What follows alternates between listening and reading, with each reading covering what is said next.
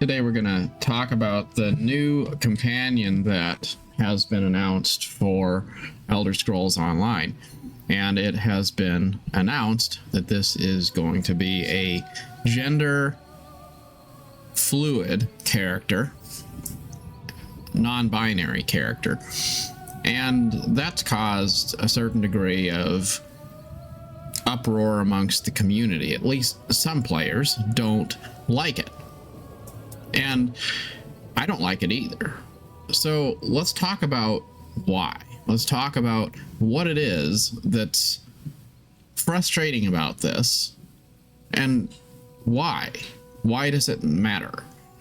So first of all, I want to bring up something a little bit unrelated, and that's Season 2 of Amazon's Rings of Power. And that's a show that I like. Actually, I don't watch that much TV, and Rings of Power has been one show that I actually look forward to, and I'm a fan of it. Despite the fact that a lot of Tolkien purists will say that it's not very well written and it's not faithful to the lore of the Lord of the Rings, I personally feel like it's fine. It's not a big deal. And yet, the concerns of fans are not completely meritless either.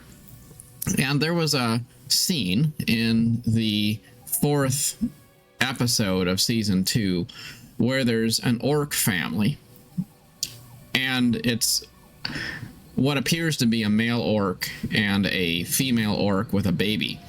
And it's like a warrior getting ready to go off into battle, saying goodbye to his family, sort of a thing.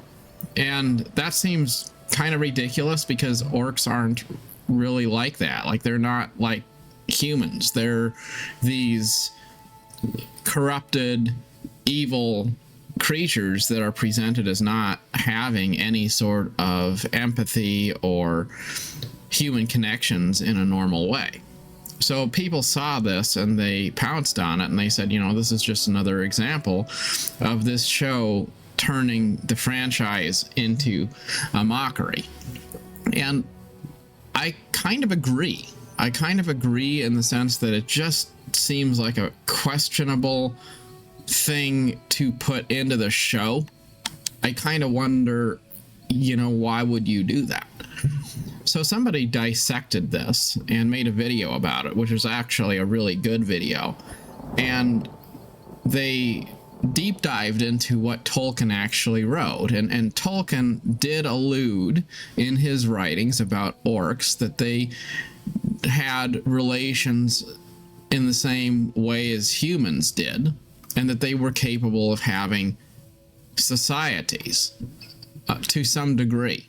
Not that they were like human societies, but they were still organizing themselves in a way that would prove that they were something more than just mindless, evil drones that didn't have any ability to make any kind of connections or have self-determination. So I guess the bottom line was, it isn't necessarily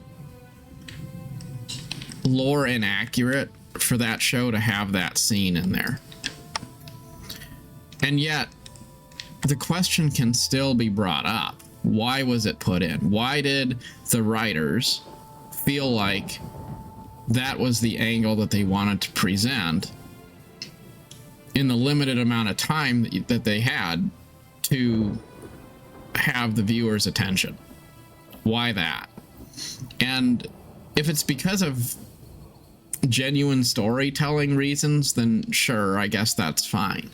But if it's because there's some sort of a sense of wanting to try to present some sort of an agenda, to try to make it seem like the bad guys are actually the good guys because we want to be, for some reason, ambiguous, that could be not in keeping with the premise of The Lord of the Rings, which was very much a story about a clear division between darkness and light, between good and evil, and very little room for interpretation of whether evil was evil. It just was evil, and the viewer was not asked to make that an interpretive experience. The viewer was just supposed to accept the fact and not overthink the fact that orcs are evil, corrupted creatures. But if we start to say, well, let's unpack this some more and try to present them in a sympathetic way, it's not necessarily wrong, but it's also not probably very productive. And I feel like that's kind of what's happened in the case of this new character being introduced in Elder Scrolls Online. Now, is it necessarily lore inaccurate? Well, no, it's not, because the truth of the matter is there's all kinds of different looking characters in the world of Tamriel. If you look at the different characters that people themselves create, there's all sorts of weird looking stuff in Tamriel. If you want to say that a gender non-binary character is somehow not something that fits into the world of Tamriel, you also would have to explain how some weird magical glowing mount skin makes sense in the world of Tamriel. Like, the truth is, if you want to just be technical about it, it is a fantasy world, and there's a lot of latitude that we have to interpret that however we want. So what's to really say that the non-binary character doesn't fit in? It really doesn't matter. It's fine.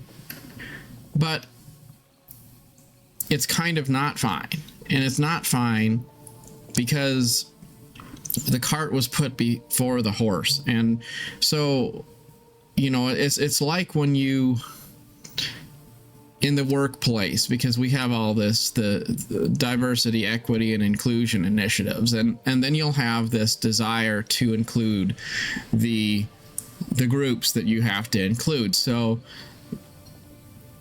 people will look down the list and see, well, okay, let's find somebody who's a person of color, let's find somebody who is not straight, and if we can find somebody that's both, then we will hire that person. And once you go down that path, it's not about qualification at all. Nobody cares whether that person can do the job the best. Nobody cares about any of it. All they care is that we have to meet the quota. We have to figure out how to do the inclusivity thing, right? And so that's where it becomes disingenuous, because it's not the process that's supposed to happen. It's an agenda that's being masqueraded as the process. And I think that we used to have a lot of products that existed that they weren't really built around any kind of socio-political concerns of the time.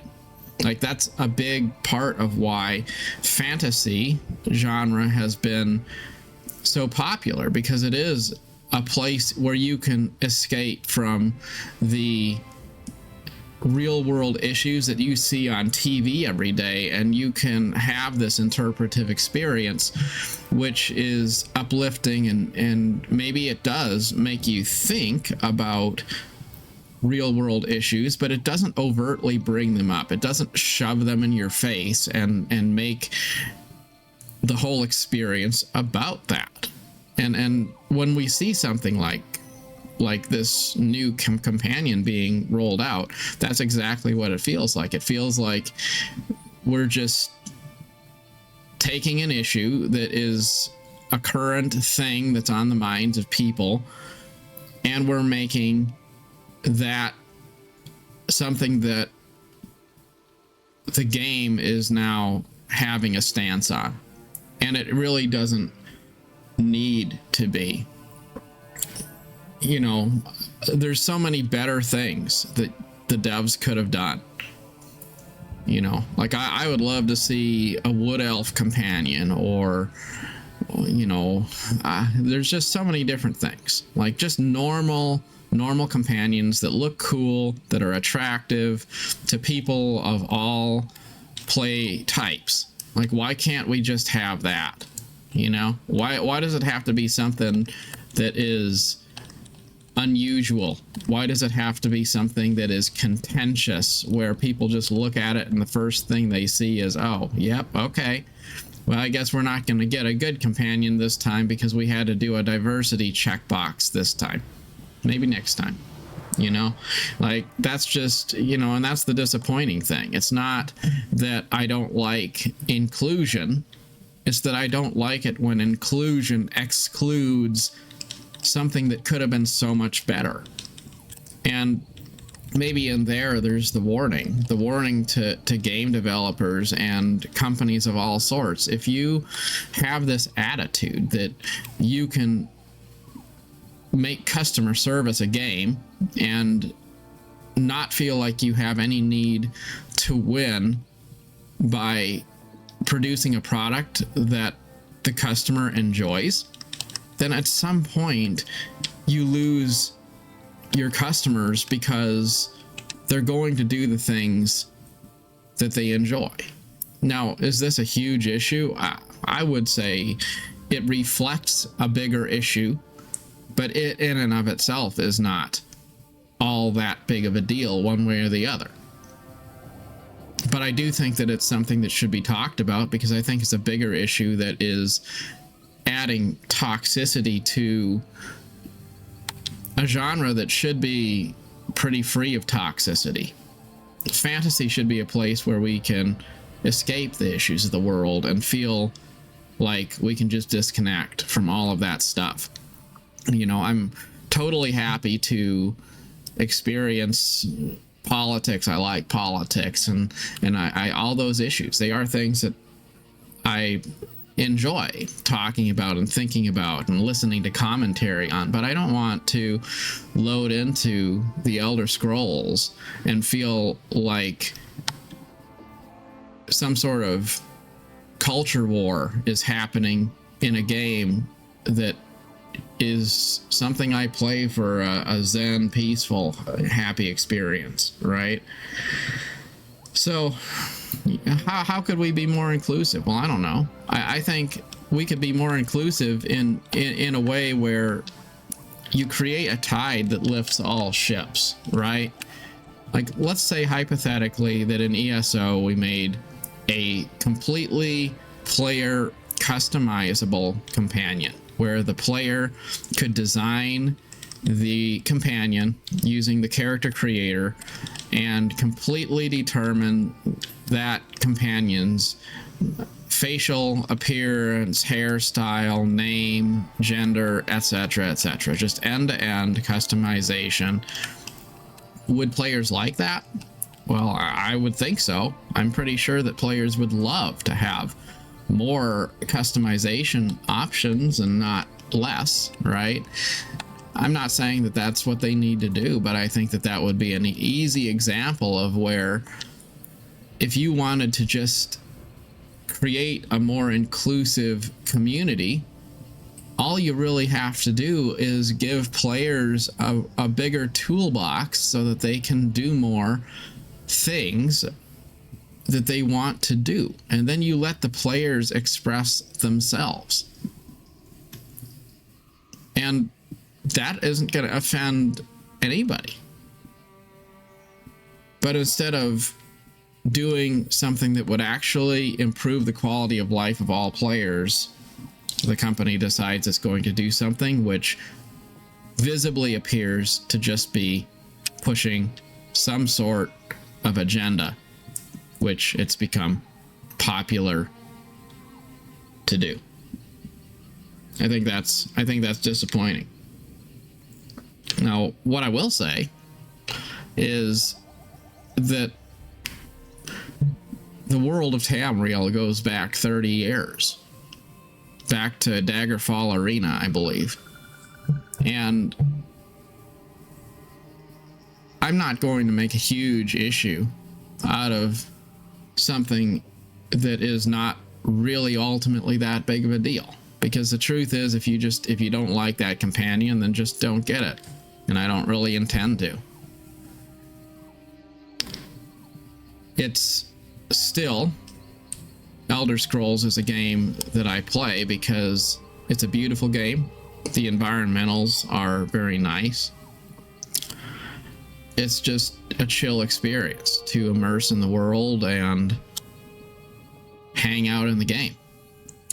So I like it, and I don't really see that changing. When something is ultimately good, it doesn't have to be perfect. So I'm willing to forgive something that gets on my nerves here and there. For goodness sakes, I mean, I really don't like the combat in ESO. It doesn't feel impactful to me. It doesn't feel meaningful because of level scaling, and I know that different people have different thoughts on it. But I don't really care for the combat in the game. But I'm there because the world building is something that's meaningful to me, and I like the place. I like being in the game, and it doesn't have to be perfect. So, you know, I think that that's probably something to maybe talk about, because when things don't go our way, we tend to have this knee-jerk reaction to say, oh, well, you know, if it's going to be like that, then count me out. And it's kind of like having a relationship with somebody who's not perfect, but they're still foundationally good, right? And there's a point, I think, where as players, we want to find a place to call home. We want to be able to stop searching, and at some point, especially for MMO players, you stop thinking you want to switch to a new game, and you start wanting to finish some of those journeys that were really meaningful that you already began some time ago. And for me, I think Tamriel is a place that feels like that. Feels like a meaningful journey that I want to be part of, even if the game world isn't always perfect in every way. And yet, maybe that's also part of why I think making this video, having this discussion about why the woke stuff is not something I want to see in the game. Because you're taking a game that was building a meaningful world for players for decades and hijacking it for the purpose of checking a box today. And that feels like it cheapens the franchise. It feels like it cheapens the world in some way when people do that. That's why people are so sensitive about things like Amazon's Rings of Power, because the Lord of the Rings franchise is something that goes back all the way back before television adaptations were even a thing. So people are very sensitive about respecting the vibe of the source material. And I think that it's kind of shady when you take something that you know is loved by players and then you use that to bundle it with some sort of a agenda. So, like, if you couldn't sell the idea on its own, then you think to yourself, well, I can sell it bundled with something that players do want, and it'll be fine. Because they're not really going to leave over that, right? And that can be a toxic thing. I mean, you see that in relationships too, right? Where people are like, well, I don't know. You know, it's like that person that is going to try to be physically fit. They're going to try to take care of themselves until they get married, and then they're going to say, well, you know what, now I'm married, so I guess I can eat more cake now, right? Because what are you going to do? You're going to leave because I got fat, right? So it's kind of like that, though. I think developers start to get lazy. They start to say, well, you know, we got our player base, we got our loyal fans, we can just do what we want now.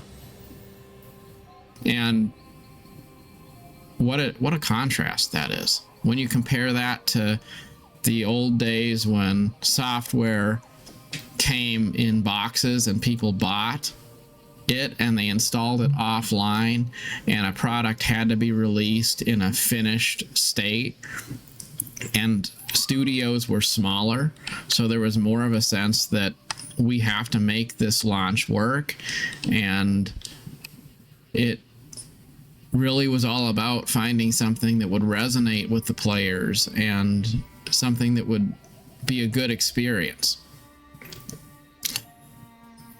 And then we went live service, and companies got bigger and player bases got larger, and in many ways we have it better than we ever had it before as gamers. But I also think that we start to get into the weeds when developers start to think that the customer should take the back seat, and then they drive an agenda that they have, whatever that may be, not in an effort to serve the interests of the players, but in an effort to manipulate them in some way. Unfortunately, that's kind of, well, maybe the lesson here is that no matter how much you want to say that a fantasy world is something separate from reality, it's still made by real people who have all of the failings and all of the weaknesses and all of the tendencies of mortal beings. So all things considered, it's not a huge surprise when real world life stuff makes its way into a game. Doesn't mean we can't enjoy the game, but when it feels like the motive behind something is not genuine, that's when it feels disappointing. And I think that that's really the bottom line, because you can have two people doing exactly the same thing, and one of those things feels like a positive and the other feels like a negative because one person's doing it for different reasons than the other one. And I think that that's what it really boils down to. You can tell when something is organic, something is done and it's coming from the right place, a desire for good storytelling or something like that. And when something is just checking a box because, you know, it's 2024. That's what we do. Well, anyway, love to hear your thoughts about it, but I guess if there's a moral to the story, it's don't make too big of an issue out of things, even if they get on your nerves. But also, I think that there's a conversation worth having, and that is that customers matter, and companies should care a little bit more about reflecting the interests of their customer base instead of putting their own agendas first. As always, good luck on your adventure. Until next time, thanks for watching.